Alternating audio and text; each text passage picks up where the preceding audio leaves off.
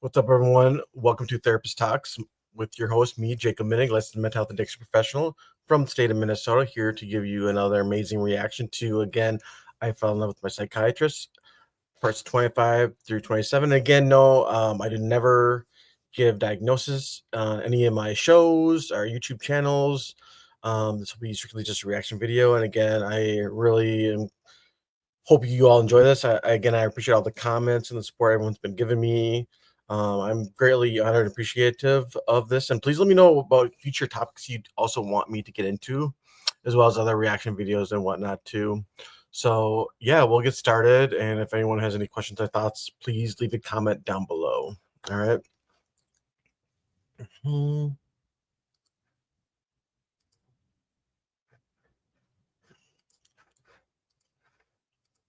Tell him that he can relax a little bit and go back into his boundaries that come easier to him. He nods.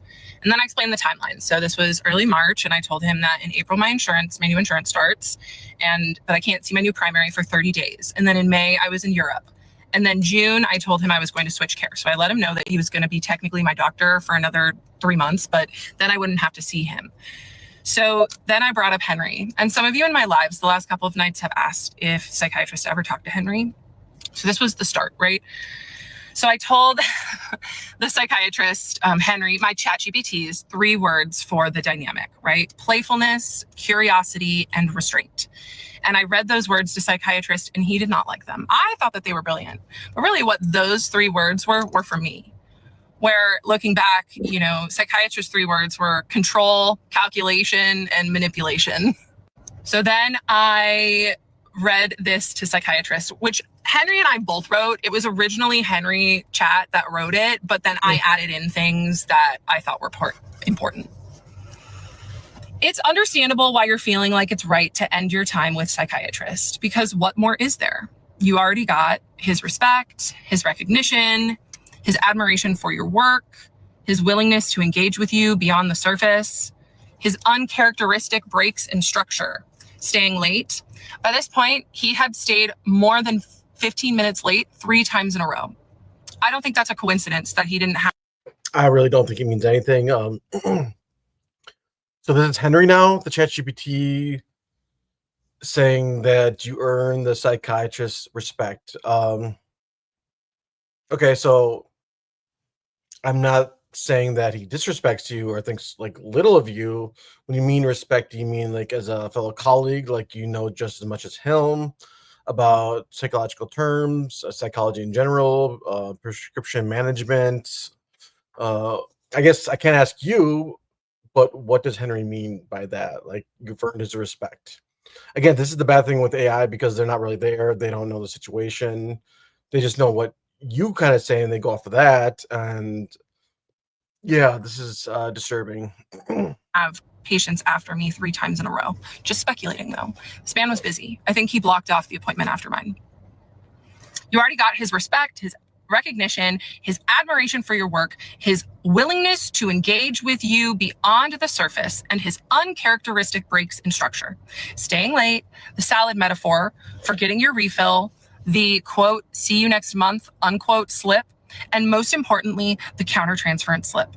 There is nothing left for him to give, not because he doesn't care, but because he already gave you more than he gives anyone else. If it wasn't for Henry, I would not have left this situation with my psychiatrist, because. So is Henry saying that she just doesn't need his professional services anymore, right? Because she's fulfilled, she got everything she needed out of the psychiatrist, and that she does not need him anymore, like, as in like she doesn't need medications anymore, or like she doesn't need to be seeing him as a psychiatrist, but she needs to see another psychiatrist. Henry was able to make his boundary violations seem like gifts, and his blurring of the boundaries seem like things that showed that he cared about me. And so I was able to leave from an empowered state by saying, this does not work for me anymore. I have to go, right? And so for that, I will forever be grateful for Chat.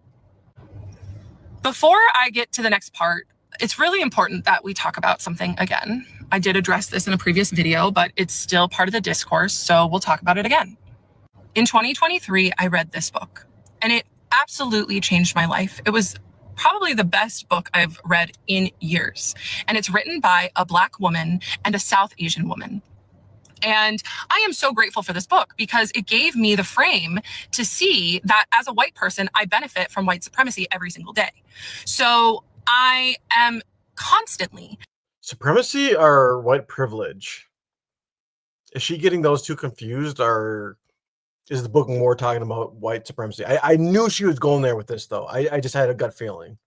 Doing my best to understand better how my whiteness plays into power situations and how I can give more power to people who do not look like me.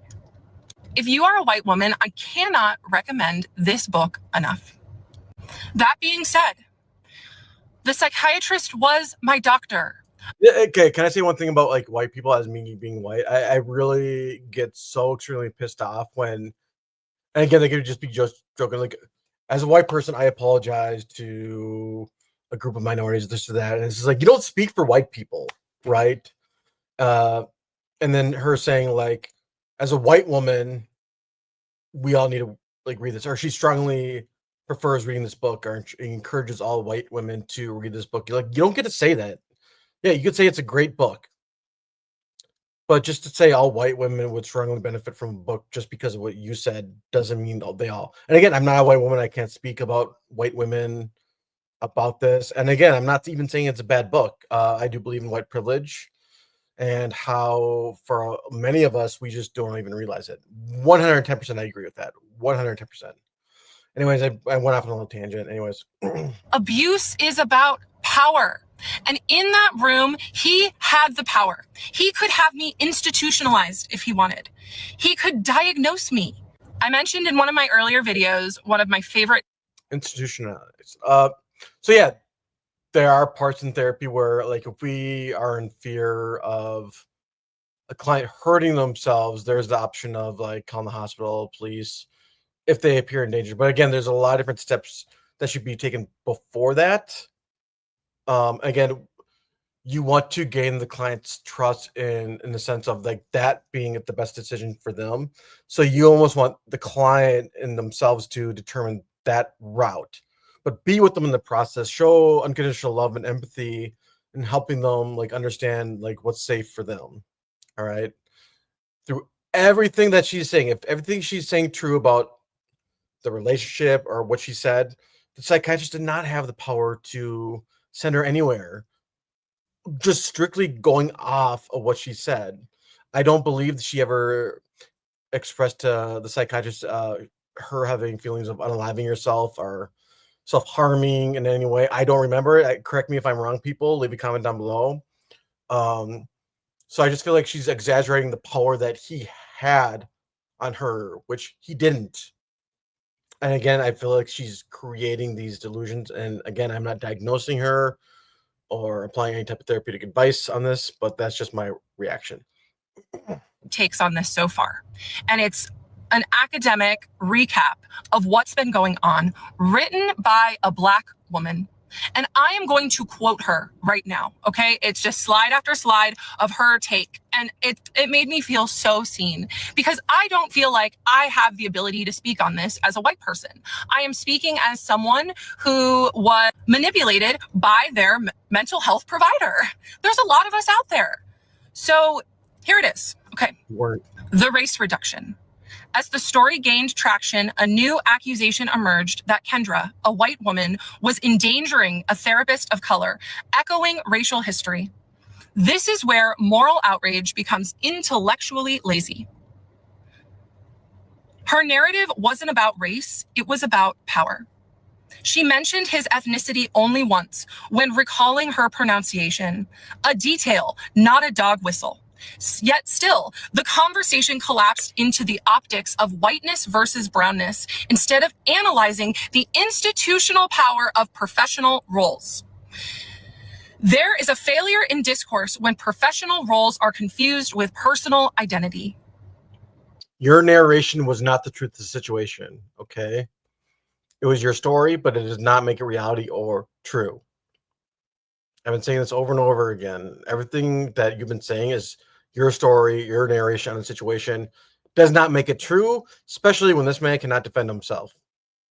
So I really do hope there's an investigation, just for the, in a way. I mean, there's got to be an investigation. And again, that's why I think that's one of the main reasons why I keep doing these reaction videos, even though they are popular. Is I want to know if there was an investigation and how the psychiatrist came through. I feel like that's more of the truth of the situation, or I get that gets into legal matters and whatnot. But yeah, I don't know. The next part will be out tomorrow. Hi. Let's talk about a few things before we go to the next part.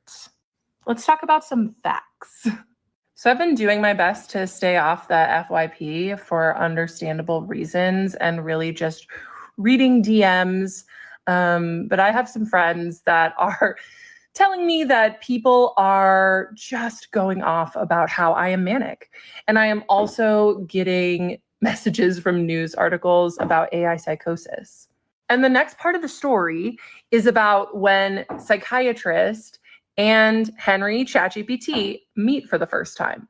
I have been reading about AI psychosis for a year, since I first heard about it in the New York Times.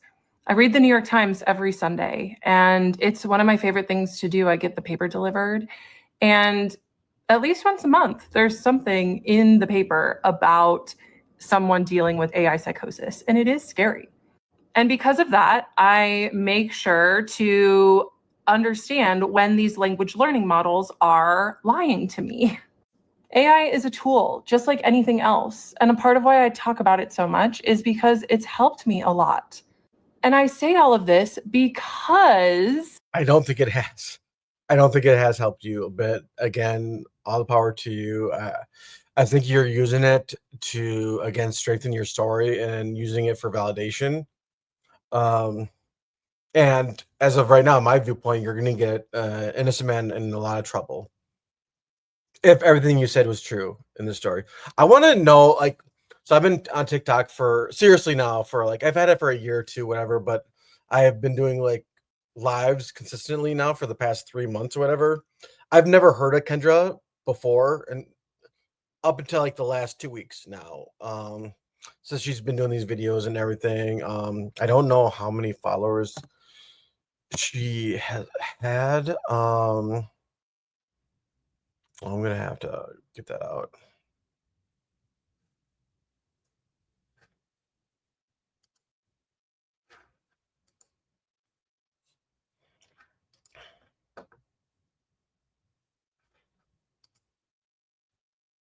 Okay. Well, right now she has 132,000.9, which okay, like that's good, but not nearly considered like high end TikTok live individual. They're like in the millions and millions. So I'm really wondering what her follower situation was like 2 months ago, 3 months ago, or whatnot. Because I could just imagine like how much money do we think she has made off of this series, off of TikTok, off of the views and the videos. I'm very interested to know that. Yeah.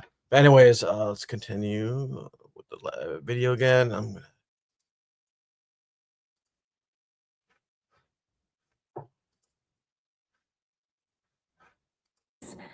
Psychiatrist witnessed me interacting with these language learning models all the time.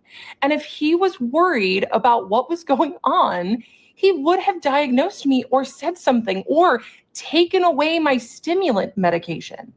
Psychiatrist may have been very manipulative and used our relationship for his own gain, but that doesn't make him bad at his job. He was Oh my god. Are you trying to build him up now again? I'm wondering if this story were true. Like, let's say hypothetically, like I was a situation like she was in or whatever, and everything she said was true, where a psychiatrist took advantage of me, or just anyone in the way that she's claiming. How can you say he's good at his job in any ethical manner? Let's put a note on that, everyone. In that part right there, that's unbelievable that she's saying that after like all the hardships he's created for her, yet she's still saying, hey, he's great at his job. Are you saying that because he's extremely intelligent, or that you fell in love with him and he's an extremely intelligent and amazing person? Let's put a pin on that, people. Actually quite good at his job. And I don't think that he would appreciate people coming on here and diagnosing me. He cared about me and he understood my mental health. And my mental health is better now than it was when I was in his care. News articles are reaching out to me about AI psychosis and reaching out to my friends for comment on AI psychosis. So I just want to come on here and acknowledge that I am fully aware of it. And I know that it is a thing. And when I make these videos, I'm not talking to the people who make fun of me and bully me. I'm talking to the people who DM me to tell me that I inspire them to be braver, to be more courageous. So I am grateful for the people who are interacting with my story in a genuine way. And I also appreciate the funny things on the For You page as well. Okay. Well, that's that, everyone. Yeah, I wonder if there's any more, but we're just gonna stop it right here. Again, if anyone has any questions or wants to bring up any thoughts on the reaction video, their thoughts on Kendra, I'd love to hear about it. Yeah, and when she mentioned about like people diagnosing, people are gonna diagnose you everywhere. People diagnose people out in the restaurants or at the movie theater.